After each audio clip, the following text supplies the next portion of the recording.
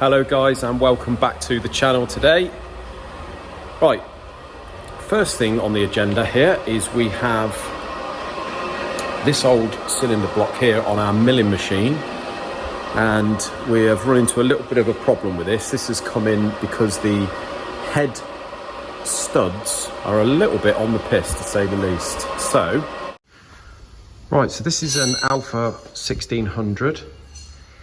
So this is the 8-valve twin overhead cam.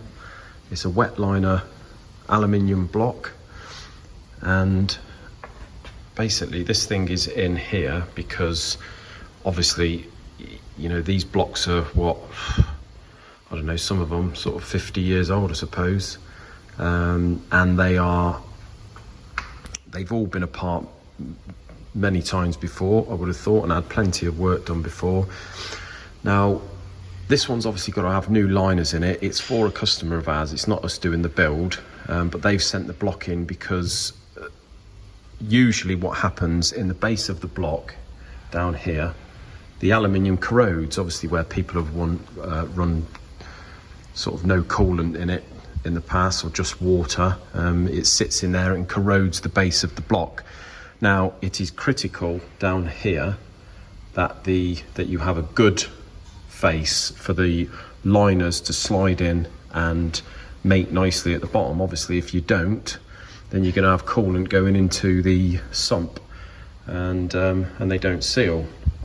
But this one, the base looks particularly good, and the reason for that, as we found out now, is that it's had extensive welding done in the past, and they've remachined the base of this block.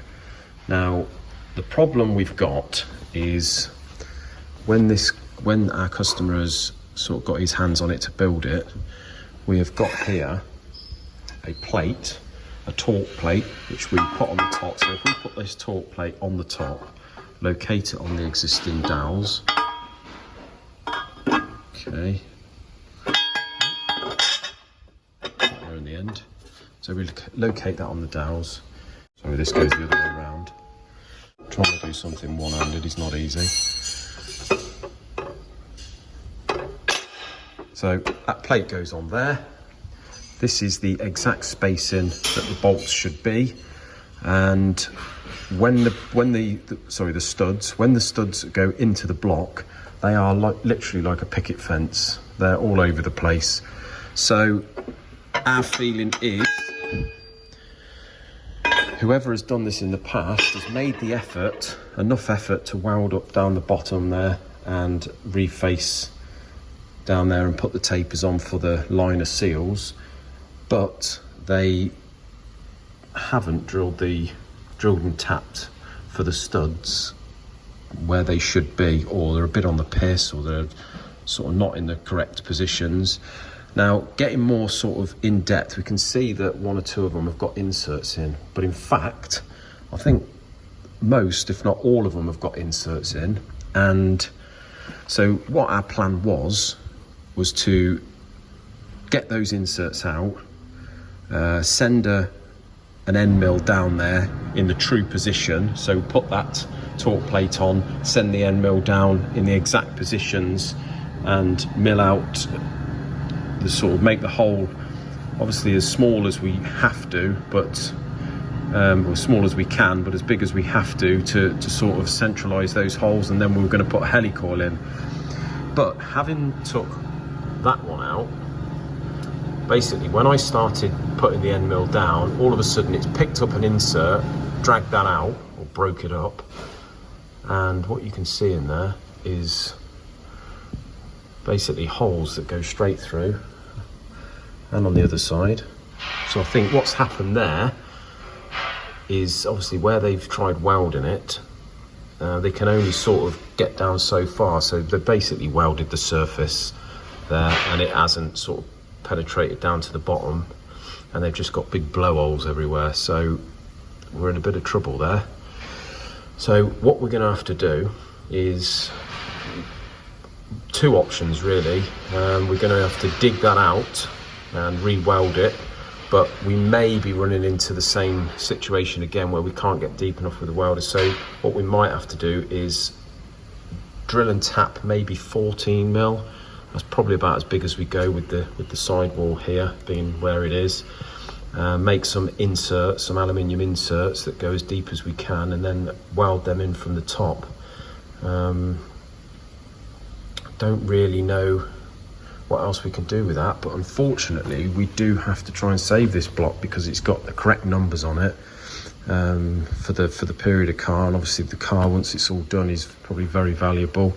So it's a matching numbers engine, so we've got to try and save it. But as I say, just thought I would show you sort of the problems we've run into with these old engines, this 60s 70s stuff, and prior to that, it's, you know, what sets out to be a sort of half difficult job becomes an almost impossible job. So what I think that's what we're going to do next. We're going to sort of scratch our heads on whether to just drill and tap that out, maybe M14 by 1.5, make some aluminium sort of inserts to screw in there, and then weld them in and go ahead and sort of drill and tap and start again, really, and hope that does the trick. But we're sort of running out of options. But once we've done that, I think we've got to make sure that the height here correlates to the height here, so we first of all don't have to take too much off the top of the liners, if anything.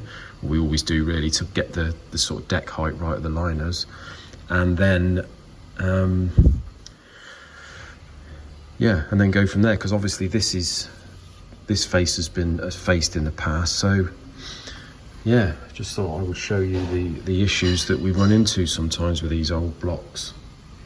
So what we've got here is a TD5 cylinder head, and this is a TD5 Land Rover, so it's 5 cylinders, diesel, direct injection. That's the injector sort of sitting here, and this has come in with a suspected cracked head, or head gasket gone.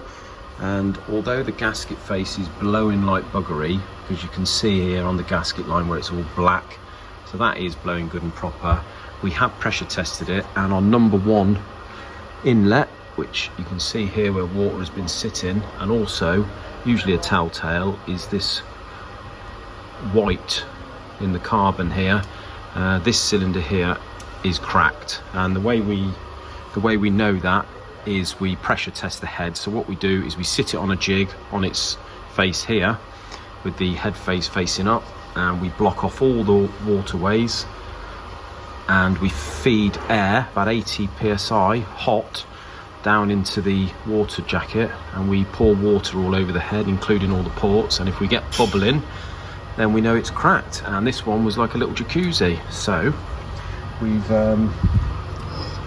had to get the customer a new head, and here is the new cylinder head, although it's actually the wrong head.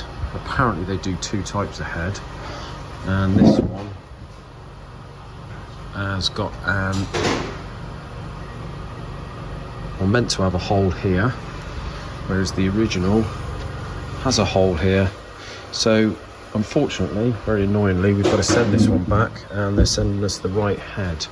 So that is annoying, to say the least, but it does happen these days. There's so many different heads and gaskets and parts for the same sort of engine, depending what year it is. You just get one little change like that, and obviously it's the wrong one. So we've got the new one on the way.